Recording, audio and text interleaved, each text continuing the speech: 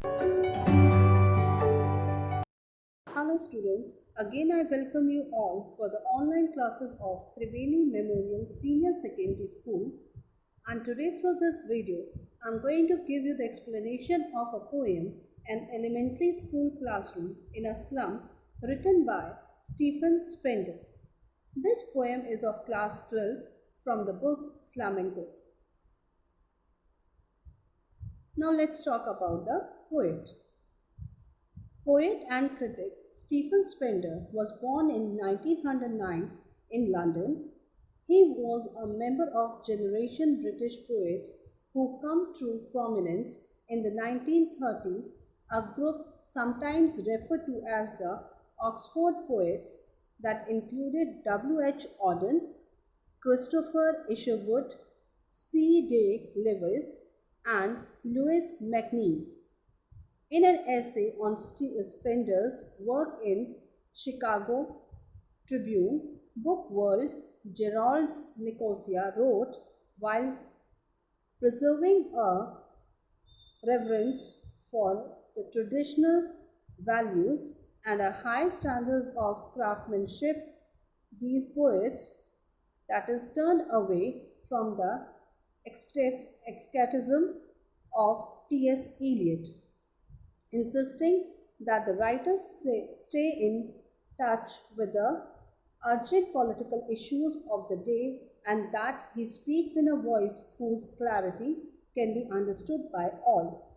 Spender's numerous books of poetry include Dolphins 1994, Collected Poems 1928-1985, and The Generous Days in 1971, Poems of Dedication in the year 1946, and The Still Center in 1939.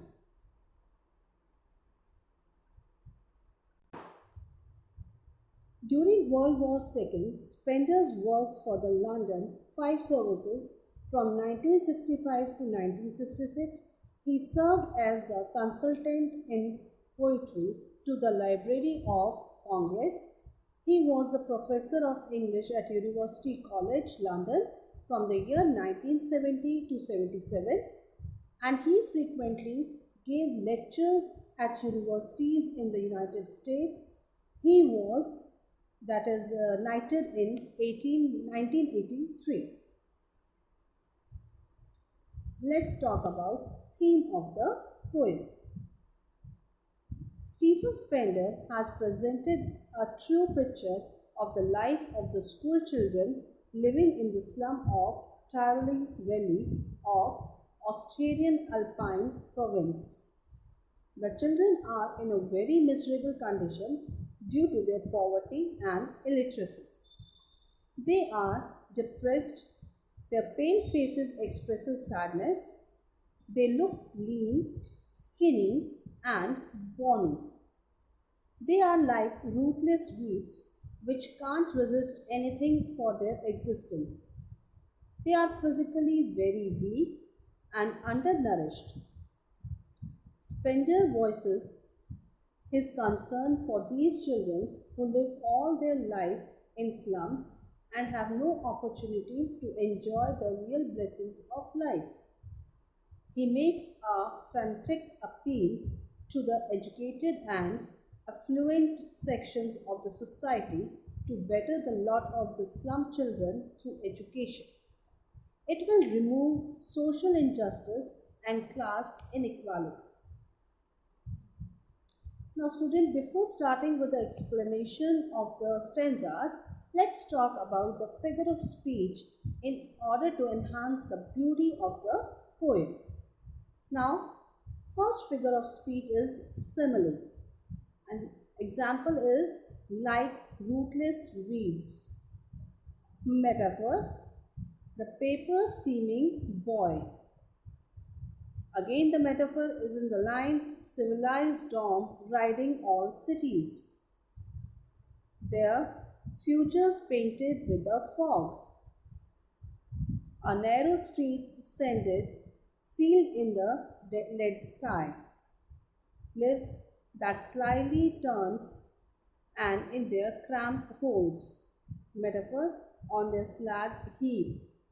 Now, simile has been used here like bottle bits on the stones. Simile, these windows that shut upon their lives like catacombs.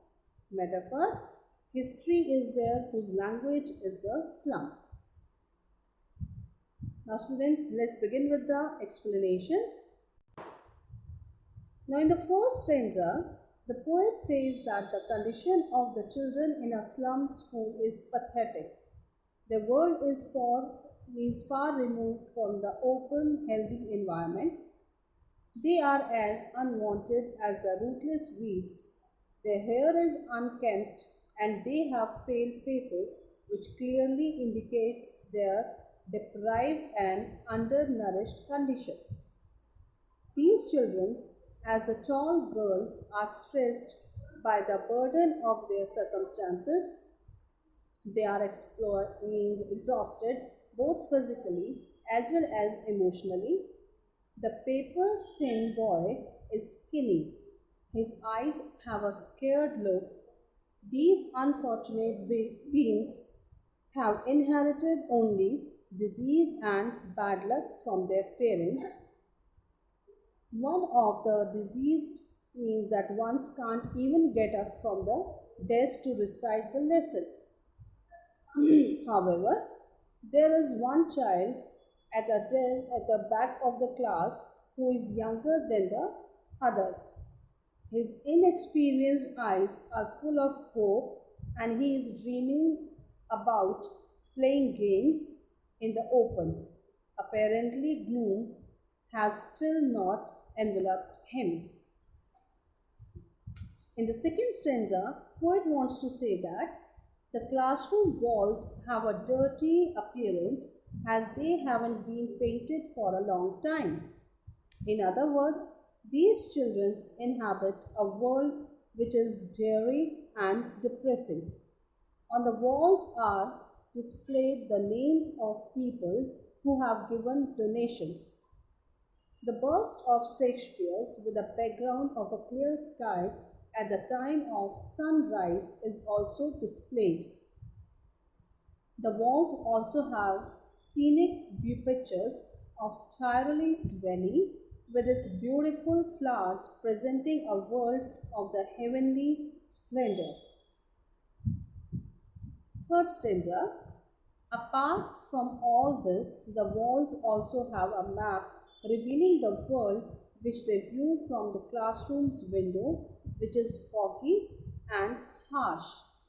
It represents a dark and bleak future with no hope for amelioration.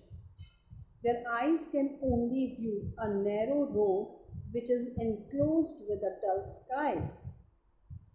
The poet suggests that these children are trapped in a hopeless situation and their reality is far removed from the literary world, which glistens with the beauty of nature, such as the rivers and the highlands jutting from the sea.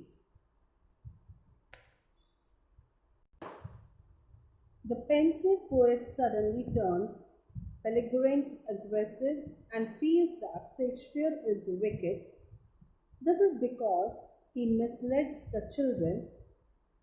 He shows them a beautiful world of ships, sun, and love, which is not only unreal for them, but it has a corrupting influencing on these children and instigates them to steal and try to escape from their cramped holes. Their existence is indeed very sad. These emaciated children are so thin that it appears that they are wearing skins. The spectacles they are wearing have glass which has been broken and mended. Their entire appearance reeks of their deprivation. The poet shows his outrage by suggesting that the map on their walls should show huge slums instead of beautiful scenic graphic. Now let's begin with the fourth stanza. In this stanza, poet wants to explain that in a means conciliatory tone, the poet appeals to the governor, inspector, and visitors to do something to improve their condition. If there is a political, with this map showing a beautiful world outside can become their reality too, the poet hopes the authorities would realize their moral responsibilities and free these children from their groove like entrapments. And finally, he wants all the barriers to be pulled down, barriers that keep away true education from them. The children must be given freedom to experience the wholesome bounties of nature, view and the green fields, and run on gold sand. Let them read books and let them breathe in fresh air. Let them discover themselves and let them be creative so that their names can also be entered in the books of history. Let them send their place in the sun.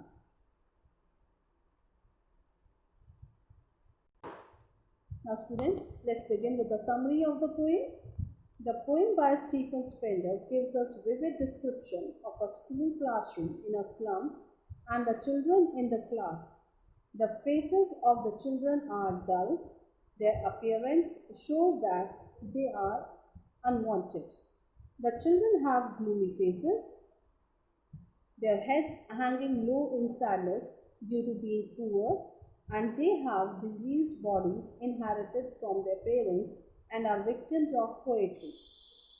At the dim end of the room sits one child who has bright eyes, which seems to be in a dream of playing outside with squirrels. He is different from others in this dim, dark room. The walls of the classrooms are dirty. People have donated different charts and maps which have been put up on them. One of them is a picture of the great playwright Shakespeare. His head is bald and resembles the rising sun. The next poster is of the Tyrolese Valley, full of churches and flowers, which symbolizes the beautiful creation of nature. Another one is a map, and one they see to these children, the world is not one shown in these pictures, but it is the one they see out of the classroom window. They are trapped in a slum. Their future is dim and hopeless. They have a dark future as their options in life are limited and are covered with dismay. They are far away from the bright light of knowledge. Comprehending these pictures is beyond their abilities.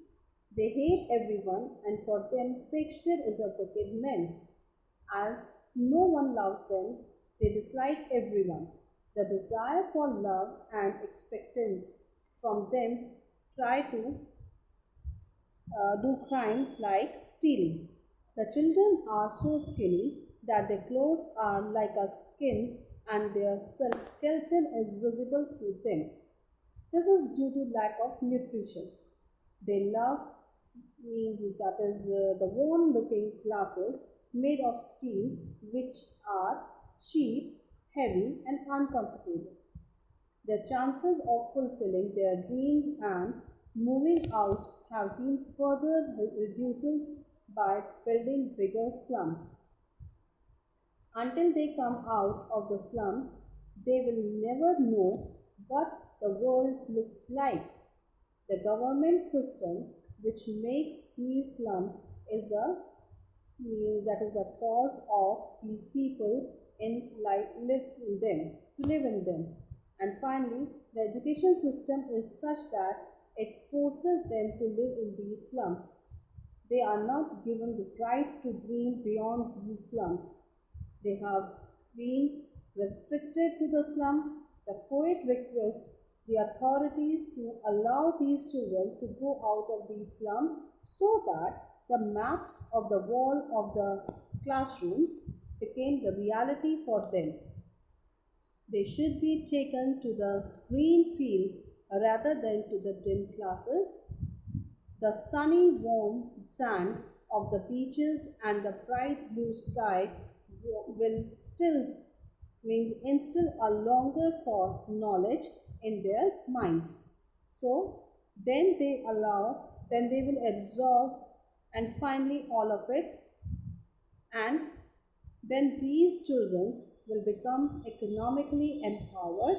And the poem ends with the powerful line, those who make history are the ones who shine like the sun. And this is absolutely right, students, that if you are having some spark, you are going to outshine like the sun. So, thanks for watching the video. I hope the poem is clear now.